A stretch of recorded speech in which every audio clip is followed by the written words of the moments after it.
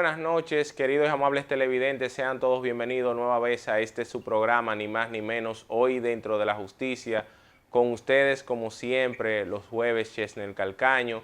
Pues, como saben, pues Nino, que es parte fundamental de este programa, pues ha estado ausente desde hace un tiempo debido a que ya está fuera de la ciudad de Moca, debido a algunos compromisos laborales por parte de la Fiscalía, ya que fue ascendido a Procurador Fiscal, y trabaja en la Procuraduría Fiscal de Niños, Niñas y Adolescentes de la provincia de San Francisco de Macorís, aquí en la provincia de Duarte, ¿no? A quien le enviamos un caluroso, afectuoso saludo, igual también al productor ejecutivo de este programa, Ramón Arturo Méndez Zarzuela. Para nosotros siempre es un placer que ustedes nos acompañen, que estén aquí, que nos den la confianza de entrar a sus hogares a través de esta pantalla chica y a través de las distintas redes sociales y plataformas, que es la mejor manera de llegar, como diría un gran amigo, en cualquier hora y de cualquier forma y en cualquier espacio.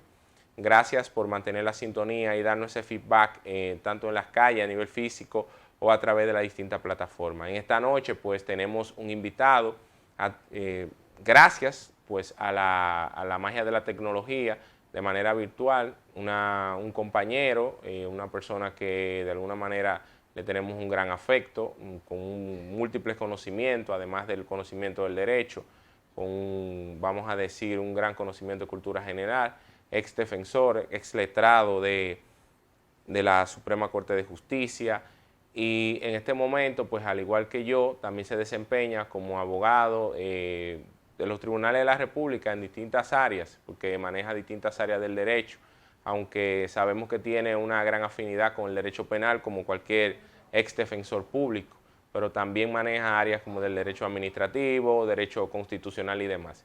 En la noche de hoy, nosotros nos interesa abordar con él un tema fundamental y que a mí, de manera personal, me llama mucho la preocupación, que es el plazo razonable, pero más de alguna manera colocado en lo que tiene que ver con el plazo de la investigación y la extensión del plazo de la investigación.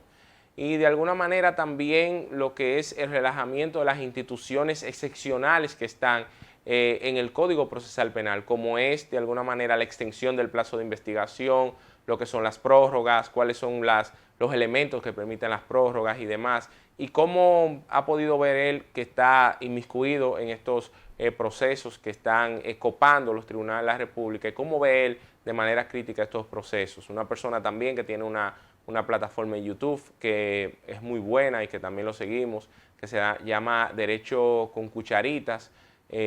Como siempre es él una persona, además de conectado con el conocimiento, diría yo, además con la teoría, muy afincado con la realidad.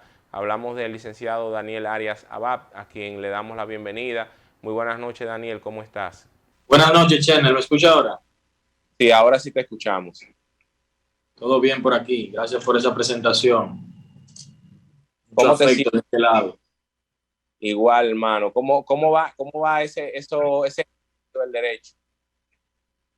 Paso a paso, dando pasos pequeños pero pasos firmes. Tú sabes que tenemos poco tiempo en el ejercicio independiente, pero estamos ahí avanzando.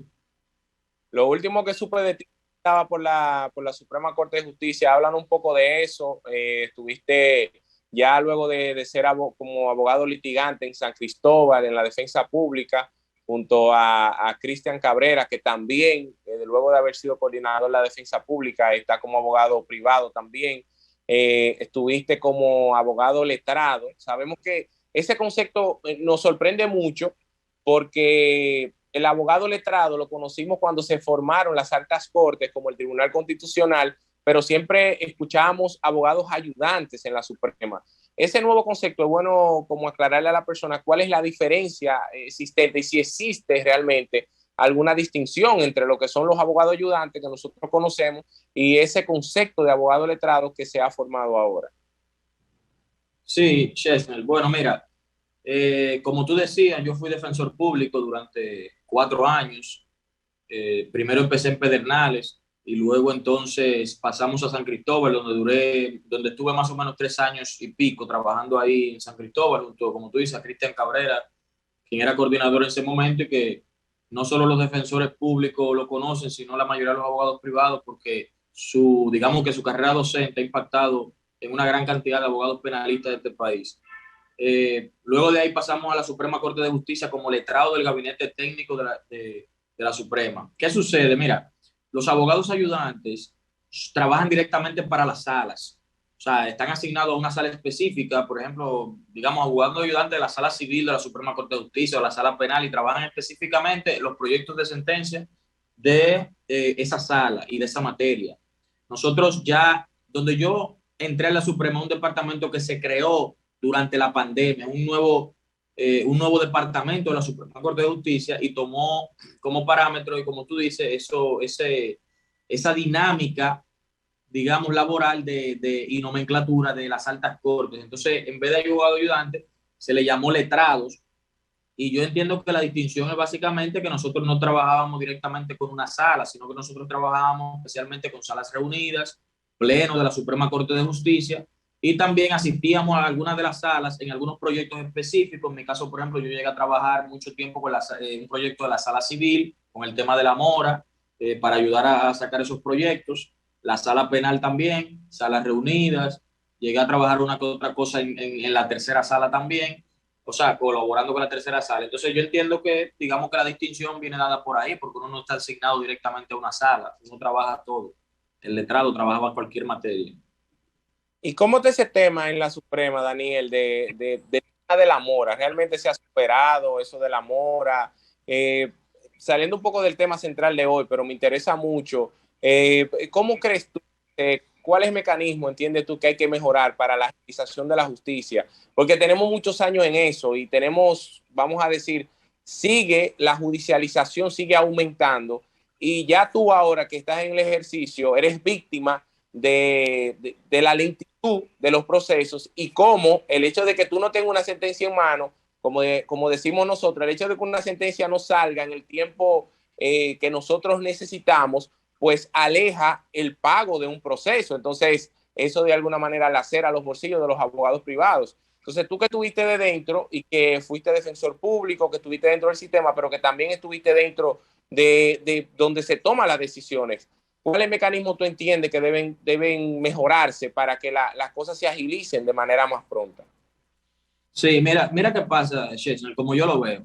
Obviamente cada quien en el sistema de justicia, cada quien vela por sus propios intereses. O sea, por ejemplo, el abogado independiente vela porque, como tú dices, las decisiones salgan rápido, o las solicitudes que uno haga se las respondan rápido, porque un cliente que nosotros tenemos que darle respuesta, y que el cliente muchas veces no entiende el proceso y cree que es el abogado que está trabajando lento. Entonces, esa presión que uno tiene, a veces uno quiere también decirle al Poder Judicial, a los oficinistas, a los jueces, mira, necesito esto. Cada quien tiene su interés. Ahora, ¿qué pasa? Mira, yo entiendo que el problema es un tema de personal, y no podemos, digamos, señalar directamente al Poder Judicial por eso, porque el tema de personal y el tema de infraestructura incluso es un tema también de dinero. O sea, las instituciones operan en base a las capacidades que tienen, y especialmente a la capacidad económica que tienen.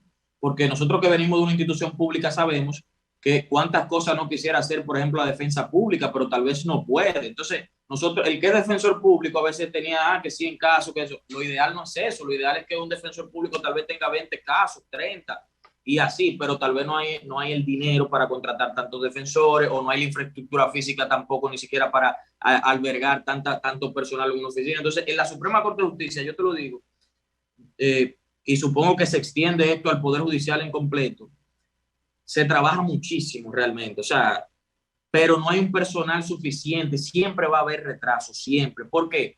Porque la cantidad de conflictos judiciales siempre va a sobrepasar la capacidad de personal para resolverlo. Porque en el caso mío, por ejemplo, a la semana nosotros teníamos que trabajar 4, 5 proyectos de sentencia, que cada uno tiene un expediente, y tiene un expediente grandísimo, tú lo sabes, y más cuando llega a la Suprema Corte de Justicia, hay que evaluar todo eso, hay que empezar a analizar los criterios que tiene la Suprema sobre ese aspecto específico que se está discutiendo. Entonces, en mi equipo, por ejemplo, donde yo estaba, que éramos 7 letrados, ya a la semana estábamos sacando entre 25 28 proyectos de sentencia, y es mucho, pero siempre siguen entrando y siempre hay más. ¿Te entiendes? O sea, nunca, yo entiendo que nunca se va a estar a la par, pero se ha ido mejorando porque se ha trabajado mucho. El presidente de la Suprema, del Poder Judicial, tiene un interés especial en reducir la mora y creo que eso ha ayudado a que la cosa, por lo menos en la Suprema, no sé, en otros tribunales, en otras instancias, ha ido mejorando un poco, ¿me entiendes? Pero que uno está trabajando proyectos, por ejemplo, ahí se estaba trabajando proyectos del 2010, 2012, 2014, 2015, o sea, para llegar ya, ¿me entiendes? Ahora, cuando yo me fui, ya creo que yo llegué a trabajar proyectos 2019, 2020, o sea, que se ha ido avanzando, pero hay que entender el sistema realmente, como te digo, siempre la cantidad de conflictos judiciales va a sobrepasar la capacidad del sistema y por eso es que el asunto es lento. Eso es lo que yo veo. Claro, se necesita, como te digo, invertir más en personal y para eso se necesita más presupuesto, más dinero, para que haya una carga equilibrada del trabajo. ¿Y qué entiendes tú, Daniel, viéndolo de esa perspectiva? Porque sabemos que hay mucha discusión con respecto al derecho al recurso. Entendemos que la misma norma constitucional dice que el derecho al recurso, en el caso de la República Dominicana, va a estar regulado por ley. La misma configuración del recurso de casación lo vemos como un recurso excepcional. Supone que lo único que debe establecerse en principio, se supone que es el principio de doble exposición de un recurso. Entonces, ¿no entiendes tú que debemos un poco, limitar un poco más el recurso de casación para que la Suprema Corte de Justicia no esté tan cargada de trabajo en ese sentido? ¿No entiendes tú que debería limitarse un poco más? Bueno, Porque la Suprema simplemente colocarse a evaluar aquellos temas para los cuales la Suprema debería dictar sentencias, porque al final podría la Suprema gastar todo el tiempo en cosas que no necesitan ser evaluadas y las cosas realmente importantes, entonces no se le dedica tiempo.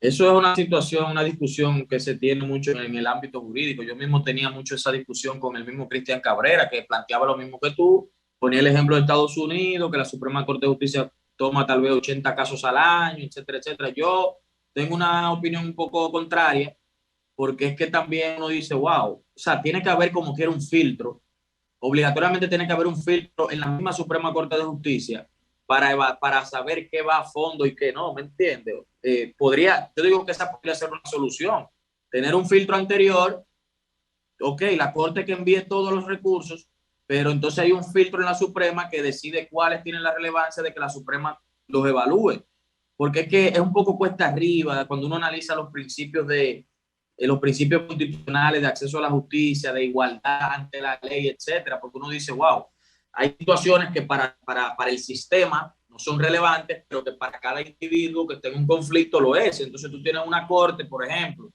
digamos, usted está en una jurisdicción donde hay una corte de apelación que tiene un criterio totalmente errado sobre un aspecto, pero los casos que evalúa son tal vez casos sencillos desde el punto de vista tal vez del daño involucrado o si es económico del monto involucrado. Y la Suprema dice, bueno, esto no es relevante. ¿Me entiendes? Pero entonces eso hace que esa corte, por ejemplo, esa jurisdicción mantenga esa situación, esa línea, digamos, errada. No sé, habría que analizar esa parte. El nivel constitucional tiene el tema de la especial trascendencia, pero también el mismo TC ha flexibilizado muchísimo, ha ampliado muchísimo, básicamente está conociendo todo. Claro que sí, pero porque el mismo Tribunal Constitucional y la ley tomó la especial trascendencia y relevancia constitucional, pero recuerda que el Constitucional español, eso se colocó en el 2007, cuando el Constitucional español tenía muchísimos años ya fallando decisiones y se dio cuenta que los amparos Sí. estaban llegando todo y ellos no podían decidir todas las causas. Y aquí nosotros no estamos utilizando el artículo 100, vamos a decir, de manera tajante, sino que eso se ha flexibilizado. No creo que se haya declarado inadmisible ninguna acción, ni de amparo, una revisión constitucional de sentencia, que por ese criterio. Creo que no. Pero es lo que te digo, o sea, hay que atender a la realidad de cada nación, digámoslo así, porque, por ejemplo, aquí hay un problema con el tema del respeto a las mismas decisiones del Tribunal Constitucional por los tribunales ordinarios. Entonces uno dice, bueno, por ponerte un ejemplo, recientemente el Tribunal Constitucional estableció que la sanción aplicable a la infracción de homicidio preterintencional o golpe herido que causan la muerte es la de reclusión menor, es decir, de 2 a 5 años de encarcelamiento, por decirte algo. Nosotros sabemos que hay miles de personas condenadas por ese tipo penal a 10, 15 años. La Suprema Corte de Justicia inevitablemente se va a llenar de revisiones penales con esa decisión. Yo mismo estoy haciendo 2. Si la Suprema me rechaza la revisión penal, yo tengo que ir al Constitucional. Entonces el Constitucional me va a decir, ya decidimos eso. Yo digo, ok, es verdad, tú lo decidiste, pero ¿y qué yo hago con la sentencia si la Suprema me está diciendo que no vale de nada? Entonces, esa es la situación, esa es la realidad que tenemos, porque aquí no hay un régimen tal vez de consecuencias disciplinarias o algo, que tú digas, ven acá, pero si la ley te está diciendo que los precedentes son vinculantes para los poderes públicos, ¿cómo es que usted lo desconoce de una manera arbitraria? Eso debe tener un tipo de consecuencia. Entonces, al estar en un país sin consecuencias, entonces no vemos esa realidad. Es una situación. Que esas son una de las cosas que yo critico, que ahora nosotros queremos modificar la ley de compra y contrataciones para volver a colocar sanciones penales, pero no colocamos un tipo penal para, de alguna manera, perseguir a aquellos que no vayan y respeten una sentencia del Tribunal Constitucional. Es una norma en sí, es decir, es una norma que está colocada en cualquier ley como está una ley votada por el Congreso. Lo que pasa es que tú sabes que por un tema, vamos a decir, ¿cómo podríamos decir? De beneficio de algunas autoridades pudiera tener ese placer de que aquí no se quiere tener seguridad jurídica. Aquí le conviene a mucha gente de que no haya seguridad jurídica. Por eso ningún tribunal le gusta establecer precedentes. No quiere ni siquiera utilizar la palabra precedente jurídico. Es decir, obvian esa palabra de precedente jurídico. Yo he escuchado tribunales donde utilizan la palabra esto es una decisión que solo se vincula para este caso específico. Una cosa Correcto. Que vio porque un tribunal no puede tomar una decisión para un caso en específico. Eso es una cosa que no vamos a decir, no soporta una argumentación jurídica. Pero Daniel, yéndonos a lo que nos ocupa esta noche, porque podemos hablar contigo una amalgama de cosas. Tenemos aquí, vamos a decir, como ese gran carruaje que vino y arrebató a Moisés de esta muchedumbre de personas que estaban bebiendo romo y fiestando y quemando y adorando un chivo de bronce y demás. Asimismo está la persecución penal en este momento, y yo utilizo esta palabra, instrumentalizando la justicia. Y digo instrumentalizando la justicia porque el Ministerio Público ahora nada más está funcionando para el tema de la persecución penal en los casos de corrupción, pero no está funcionando en la mega estructura. Es decir, tú dices, estuve en Pedernales, en la defensa pública. Si el Ministerio Público no está funcionando en Pedernales ni en Dajabón, como está funcionando el PETCA, por ejemplo, pero no está funcionando tampoco el PETCA de manera amplia, porque, por ejemplo, ahí estamos viendo el caso de Supérate, que no sabemos qué pasó con ese tema de manera amplia, como si estamos viendo unos procesos que son, es decir, ha habido una persecución selectiva, de alguna manera. Eso es una opinión mía personal. Pero, ¿qué sucede? Y es un tema que llama la atención. Hay algo que, recuerda que lo hemos discutido de hace años, pero que no se estaba viendo. Se solicita medida de coerción y concomitantemente con eso se solicita la tramitación de casos complejos, que como tú sabes, y nuestros amigos televidentes que nos siguen también saben que lo hemos discutido aquí, es una solicitud excepcional que aumenta todos los plazos lo aumenta.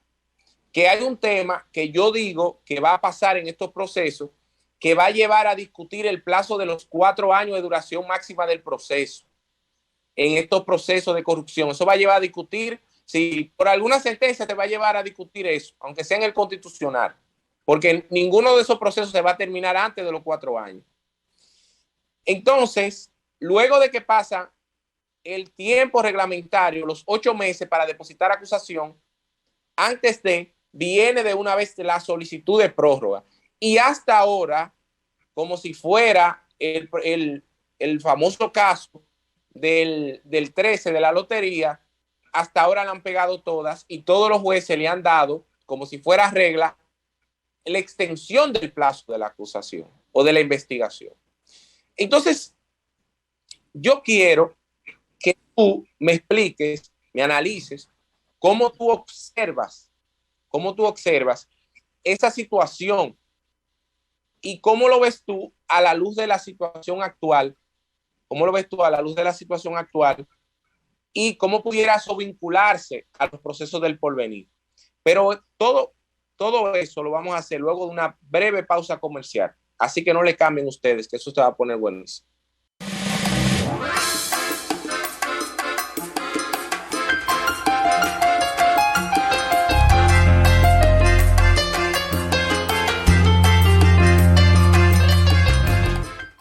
Ni más ni menos dentro de la justicia, con ustedes Chesnel Calcaño. Hoy tenemos al licenciado Daniel Arias, quien nos ha estado hablando sobre innumerables temas, pero antes de la pausa le preguntamos con respecto al tema de la extensión del plazo de investigación. Daniel, te preguntaba con respecto a, vamos a decir, y yo me refiero al relajamiento que hay de la institución de la solicitud de extensión del plazo de investigación. Máxime cuando ya se ha solicitado la tramitación de casos complejos. ¿Cómo tú ves esta situación que está aconteciendo en el ámbito jurídico? Bien, mira, Chernel, hay una palabra importante que es razonable. La palabra razonable es demasiado transversal en el sistema jurídico. Casi todas las reglas jurídicas, casi todos los principios conllevan la necesidad de ser razonable. ¿Y por qué es la razonabilidad? Porque toda regla jurídica afecta de alguna u otra manera a una parte y a la otra. Entonces, la razonabilidad lo que busca es un balance.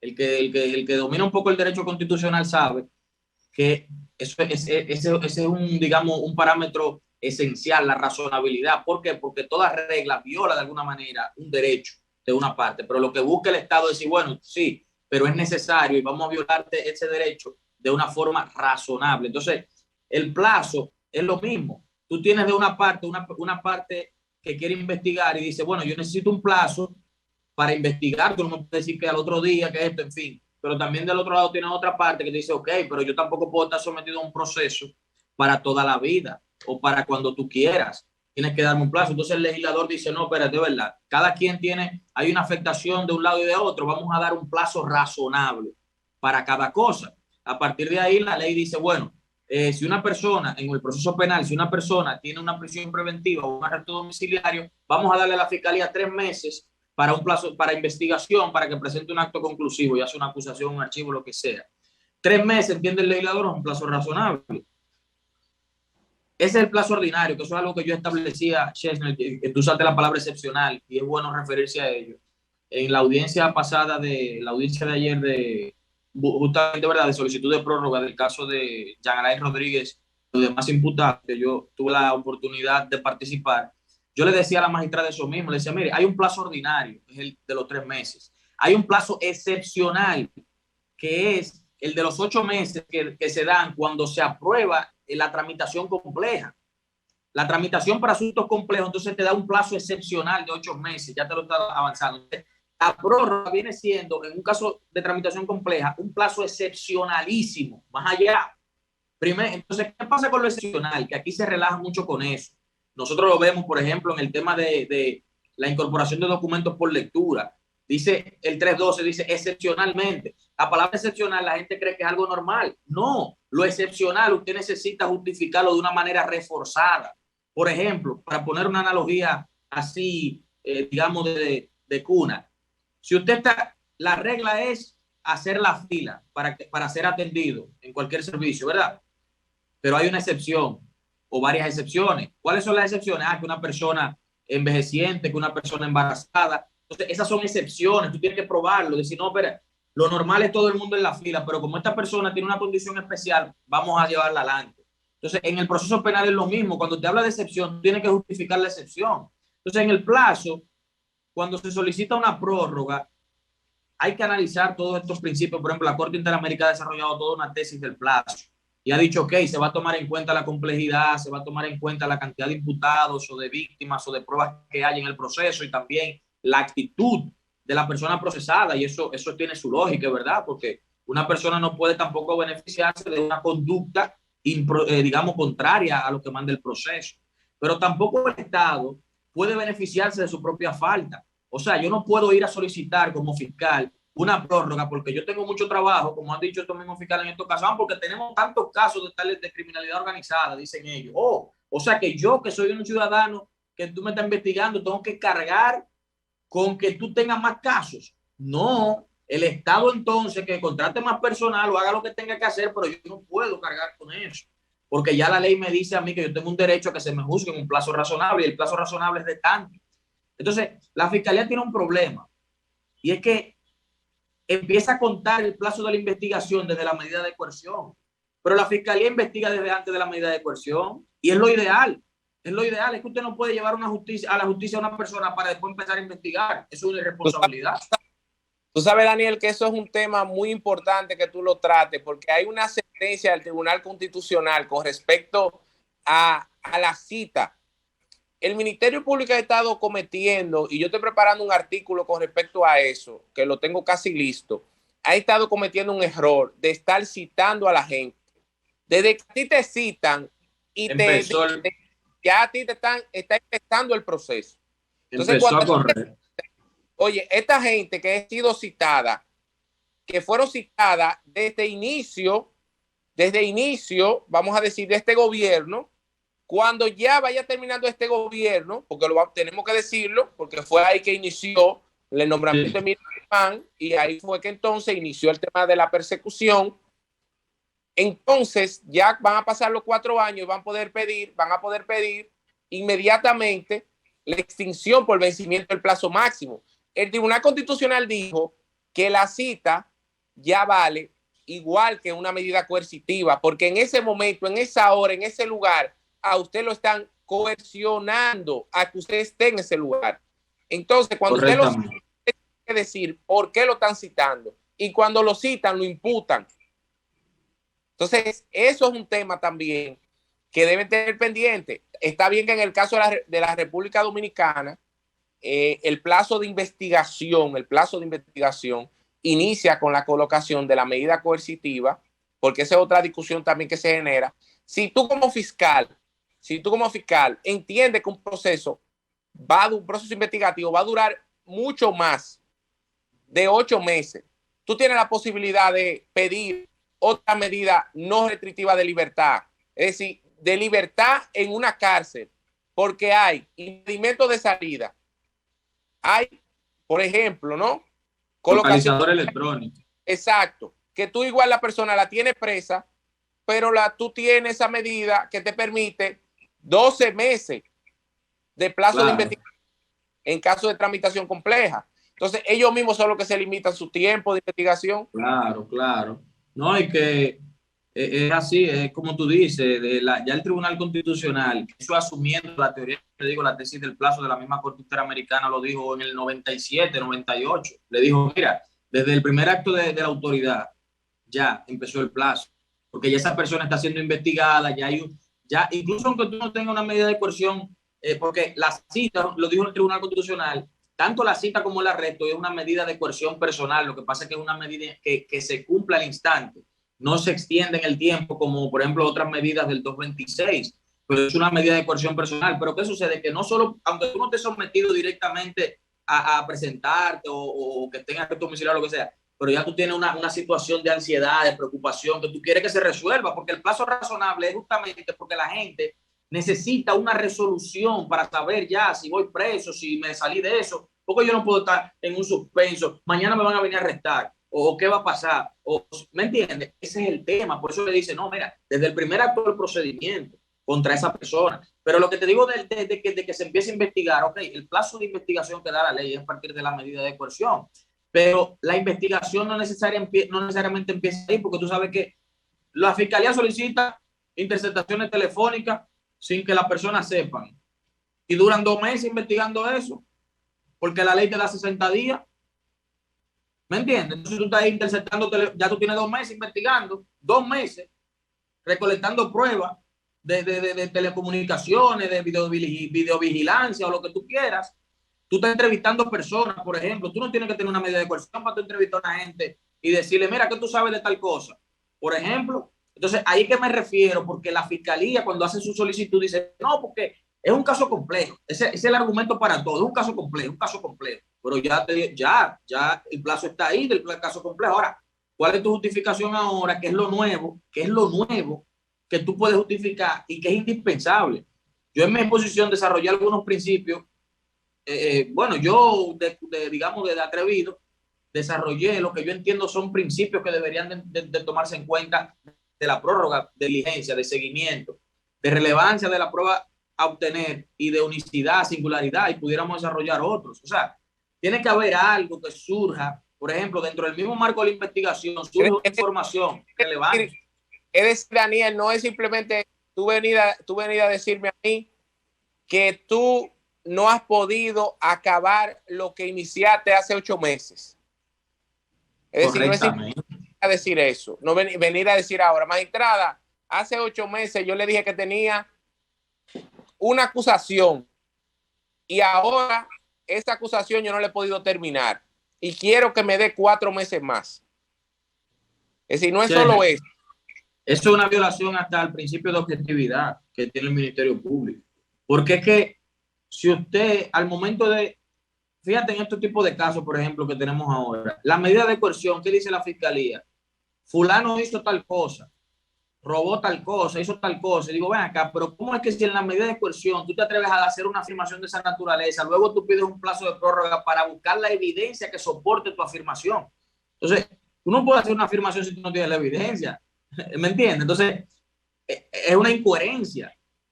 ¿Por qué? ¿Cómo tú entonces en la medida de coerción le dice al juez, mire, esta gente hicieron de todo? Pues ya tú tienes que tener esa evidencia y decirle, mira, nosotros tenemos la evidencia de que hicieron esto y esto y esto, ahora vamos a buscar ahora la evidencia de tal cosa, lo que sea. Pero ellos es básicamente piden una solicitud de prórroga para investigar lo que afirmaron que tenían investigado. Y eso no puede ser. Pero entonces están diciendo, Daniel, haciendo yo de abogado del diablo, que es que se robó tanto que no se puede, no hay tiempo de investigar tanta cosa que se robó. Y entonces, ¿cómo uno sabe que se robó tanto? No tenemos la evidencia de ese supuesto robo. Ahí es donde yo veo la incoherencia. Es una pregunta interesante. Y la objetividad te dice a ti que no hay la posibilidad jurídica que si ya hay un grupo procesado, continuar con ellos y luego los demás hacer una investigación y luego fusionar procesos. ¿No hay esa posibilidad? Claro, también. Sí. Eso es otra cosa, porque hablan de nuevas líneas de investigación, pero ¿por qué obligatoriamente tiene que quedarse en este mismo proceso? Si usted tiene posibilidad, por ejemplo, como tú dices, de fusión o hasta de seguir independientemente otros casos, eso no afecta. Eso no le va a afectar. O sea, usted puede seguir este caso y seguir investigando algo que se derivó de este caso y dio en otras imputaciones, por ejemplo, o de otras personas. ¿Comprendo? Entonces, incluso hasta de esas mismas personas. Y no hablaríamos de cosas juzgadas. ¿Por qué no hablaríamos de cosas juzgadas? Porque si yo te proceso a ti por droga, por ejemplo, por narcotráfico, y tengo mi sospecha de que también hay lavado de activos, pero no tengo la evidencia en ese momento, y yo te logro una condena por narcotráfico, ¿qué me evita a mí procesarte por lavado de activos? Son dos cosas diferentes. No es cosa juzgada. Porque tú estás diciendo, no, yo ahora estoy hablando de lavado de activos. Aunque esté diciendo que tu delito precedente fue el narcotráfico, pero eso no tiene nada que ver, porque yo no te estoy juzgando nuevamente por narcotráfico, te estoy juzgando por lavado de activos. No, y recordemos que en juicio está la posibilidad de extender la calificación jurídica. De ampliar la acusación, claro. Está acusando a una persona. Daniel, yo quiero que tú nos hables un poco, porque el tiempo es un poquito apremiante, pero sobre una instituta que está en el Código Procesal Penal y que pocos abogados utilizan o que pocos abogados conocen y que yo sé que va a ser uno de los elementos a utilizar ante esta solicitud de prórroga, que es la variación inminente de la medida de coerción privativa de libertad del cual deben ser favorecidas los imputados. Y digo variación inminente y quiero que tú le expliques a los televidentes por qué variación inminente, por qué la juez debe variar obligatoriamente la medida de coerción, es decir, porque ella tiene que verse ante la solicitud de prórroga, ella se ve obligada a la variación. ¿Y por qué es excepcional mantener la medida? Yo quiero que tú le expliques todo eso, pero eso, y además quiero que le explique cómo ves tú el futuro de la justicia dominicana ante este mare magnum que está pasando y que vemos cómo los jueces se están dejando instrumentalizar por parte del órgano acusador. ¿Cómo ves tú? Y quiero que tú seas bien juicioso y me analices eso ante el cambio, un cambio nuevamente ante algo que nosotros veíamos ya que habíamos superado y estamos viendo nuevamente como ese miedo de chocar con el órgano acusador, y estamos volviendo a escuchar ese lema de es mejor dejar preso porque no votan al que deja preso, pero sí al que deja libre. Pero todo eso luego de esta breve pausa comercial, así que no le cambien.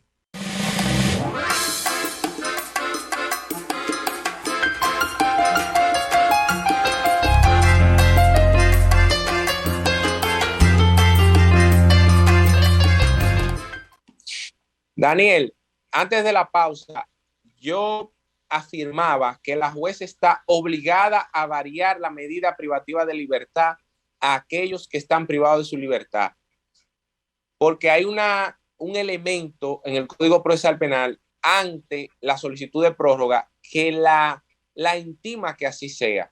¿Qué piensas tú con respecto a eso? Y de alguna manera, ¿tiene ella la obligación de dar esos 4 meses? ¿Puede manejarlo ella? ¿Cuáles son los elementos que debe tomar en consideración? ¿Y cómo ves tú el futuro de la justicia dominicana ante la flexibilización y la instrumentalización de la justicia en estos momentos? Sí, mira, Shen, el primer punto, volvemos al tema de reglas y excepciones, ¿verdad? Hay reglas y excepciones. Las excepciones siempre, como decía, tienen que tener una justificación reforzada, y más cuando se trata de la libertad de una persona. Yo no diría que la jueza está obligada a dejar en libertad a las personas, porque el artículo 228 plantea una regla y plantea una excepción. Te dice que si otorga la prórroga, tiene que excarcelar a la persona que esté en privación de libertad. Pero también te dice, a menos que el Ministerio Público justifique la extensión de la prisión. O sea, te está dando la posibilidad a la jueza, una facultad legal de dejarlo en prisión. Ahora, al ser una excepción, porque ya le está planteando la regla es dejarlo en libertad. O sea, te voy a dar la prórroga, lo voy a dejar en libertad. Te toca, Fiscalía, justificar de una forma reforzada, no con los mismos argumentos de la medida de coerción, de una forma reforzada, por qué esta persona presenta una evasión de fuga si se le da la libertad a partir, o una obstrucción, una digamos, obstaculización de la investigación a partir de lo que tú vas a investigar, no de lo que ya tú investigaste. Está diciendo, mira, yo te necesito una prórroga para esto, y si tú le das la libertad, me va a afectar específicamente por esto, por aquello, lo que casi nunca, por no decir nunca, logran hacer. Pero sabemos que regularmente, en los casos ordinarios, aunque le den la prórroga, muchas veces lo dejan en prisión. Y en estos casos, como ya tú mencionaste, los casos anteriores que se le han dado la prórroga han dejado en prisión a las personas sin una justificación reforzada. Pero la ley le da, como te digo, esa facultad, le da una regla y le da una excepción, pero se han decantado por la excepción, lo que es algo inusual en el proceso. Algo importante es sobre lo que tú dices de cuál es el futuro de la justicia. Yo comentaba con algunos colegas que estos procesos mediáticos están distorsionando las reglas, o están, digamos que se están distorsionando y se está permitiendo la distorsión de las reglas del proceso. Y yo no le culpo directamente solo a la fiscalía, porque también la mayoría de los abogados también están haciendo actuaciones que son contrarias al proceso, a las reglas del proceso. Y a partir de ahí, entonces, los otros tribunales y los otros casos que no son mediáticos van a decir, no, pero si en Odebrecht se hizo, si en fulano se hizo, pues yo lo voy a hacer. ¿Me entiendes? Estamos viendo situaciones, por ejemplo, solicitudes de revocaciones de archivo definitivo.